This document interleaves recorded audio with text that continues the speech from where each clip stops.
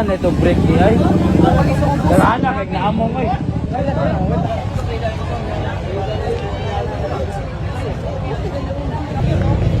Nagana ni nilang discuss siya. Uy, gano'n man eh. Grabe yan eh, kadagal. Uy, gusto mo yung nasikisiga. Lah, grabe ang discuss siya. Ginahulog dito sa kwan. Sige mo batubel ko. Napaginahulog. Kado ko na ni.